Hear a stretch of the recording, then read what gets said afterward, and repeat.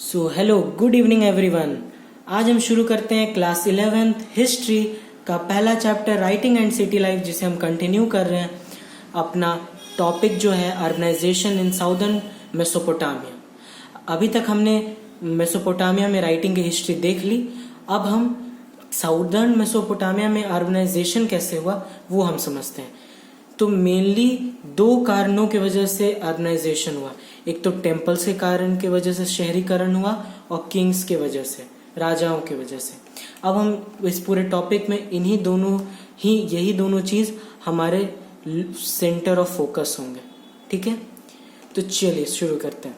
तो सिटीज जो तीन तरीके से डेवलप हुई, एक तो टेम्पल्स के अराउंड, एक डेवलप हुई एज सेंटर ऑफ ट्रेड, और फिर एक डेवलप हुई इंपीरियल सिटीज के तौर पे, मतलब राजा के होने की वजह से।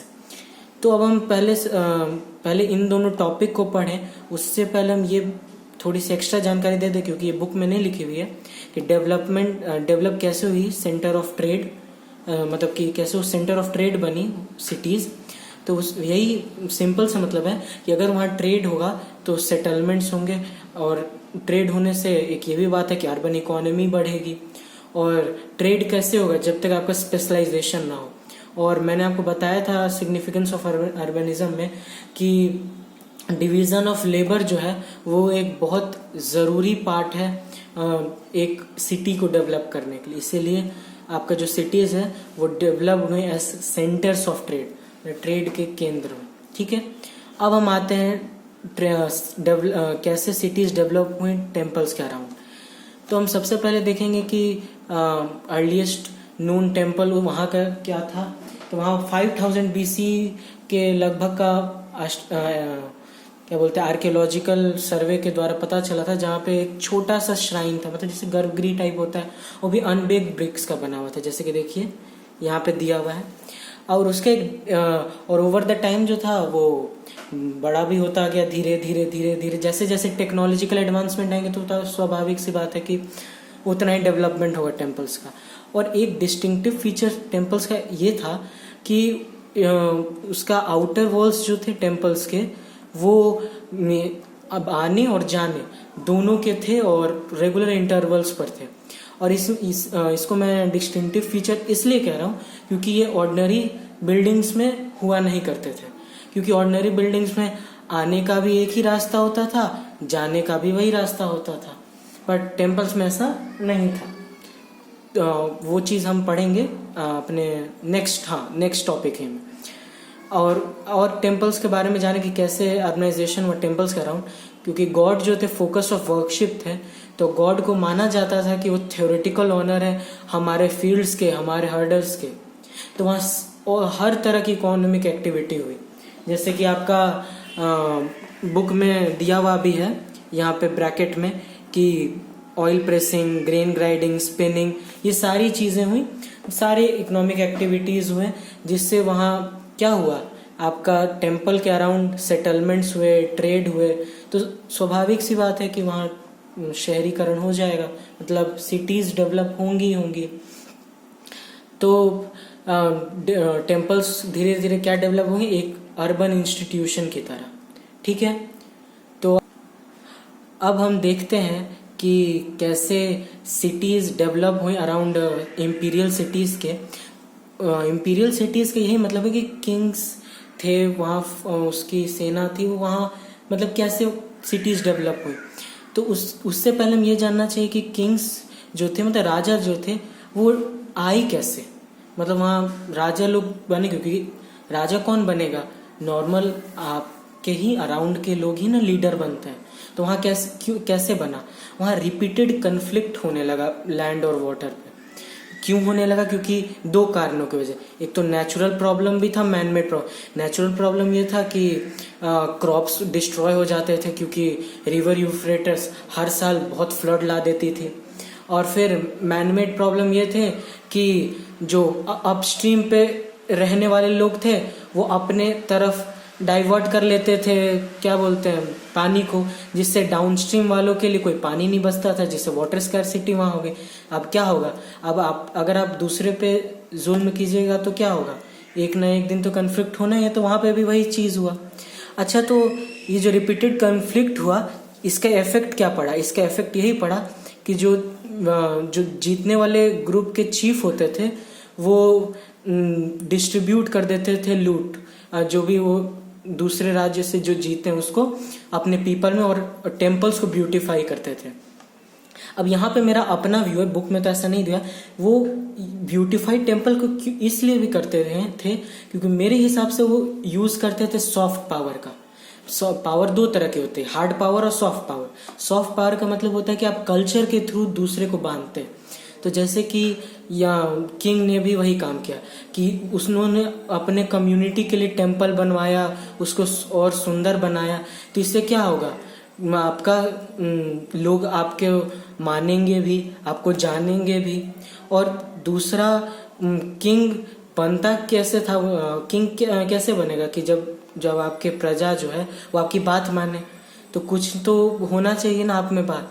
तो यही होता था कि वो ऑर्गेनाइज करते थे टेम्पल के वेल्थ को, जो भी टेम्पल के वेल्थ है ना, जैसे कि हमने आपका क्या बोलते हैं डेवलपमेंट ऑफ राइटिंग में देखा कि 5000 लिस्ट मिली थी, तो वो उसका यहीं पे था। आप बुक में पढ़िएगा, वहाँ पे मिल जाएगा। अच्छा, तो आपका डिस्ट्रीब्यूशन होता था टेम्पल वेल्थ का बहुत अच्छे मैनर में। तो इसका इफेक्ट क्या पड़ा, तो आप थोड़ा याद कीजिए कि यूजर्स ऑफ राइटिंग में हमने पढ़ा था कि जो इनमर्कर का पोएम था उसमें 2 इन्फ्लुएंसेस निकाले गए, जिसमें एक इन्फ्लुएंस था कि किंग जो था वो बात मानता था, सॉरी किंग नहीं, उसका प्रजा उसका बात मानता था। उसका बात मानने का कारण यही था जो आपको अभी हम बताएं, ठीक है। अच्छा, तो अब एक चीज़ और था कि कैसे इम्पीरियल मतलब किंग्स के अराउंड ये सिटीज़ डेवलप हुए। लीडर्स और विलेजर्स के बीच में ना mutually reinforcing cycle of development होता था। अब आप ये बोलेंगे ये क्या चीज़ है, अब मैं आपको ये इस चार्ट के थ्रू बताता हूँ कि लीडर्स विलेजर्स को क्या बोलते थे कि आप इनकरेज करते थे कि आप ना आसपास ही रहिए। अच्छा, इसका कारण क्या था कि हम अब जब मान लीजिए अचानक से कोई हमला कर दे, तो जो आदमी आसपास उसके रह रहे तो वो तुरंत आर्मी अपनी तैयार कर लेगी। अब विलेजर्स भी क्यों उसका बात माने, क्योंकि एक तो सिक्योरिटी पॉइंट ऑफ व्यू से, क्योंकि बहुत सारे आदमी एक साथ रहेंगे तो वो अपना भी सुरक्षा कर लेंगे, क्योंकि वो जानते थे कि यूनिटी एक बहुत ही ज़रूरी चीज़ है अपने आप को एग्जिस्ट करने के लिए। तो और साथ ही साथ टेम्पल वेल्थ वाला जो आपको ये वाला कारण हम बताए थे वो हो गया। और इसका आपको एग्जाम्पल मिल जाएगा सिटी उरुक का, जिसमें हम देखेंगे कि छोटे छोटे गांव थे वो सब खाली हो गए थे, और एक उरुक का जो एरिया था वो बढ़ते जाते हैं 300-400 हेक्टेयर्स में बढ़े जा, और बढ़ने की वजह से फिर आपका वहाँ सिटीज डेवलप होंगे। और साथ ही साथ वहाँ एक चीज़ क्या था कि वहाँ के लोग जो थे, या आपका वहाँ के स्लेव्स हों कि वहाँ के लोग हों, स्लेव मतलब कि वॉर कैप्टिव्स को बोल रहा है, तो उन लोग को किंग को सर्व करना ही था, साथ ही साथ अपना कंट्रीब्यूशन भी देना था टेम्पल को बिल्ड करने में। तो आपने यहाँ पे समझा कि कैसे किंग के अराउंड विलेजेस डेवलप हुए, क्योंकि वो इनकरेज करता था, आपको अभी साइकिल के थ्रू हम बताए। तो इस तरीके से इंपीरियल सिटीज डेवलप्ड हुए। अब हम समझते कि क्या क्या टेक्निकल एडवांसमेंट आई उर में, कब 3000 BC में।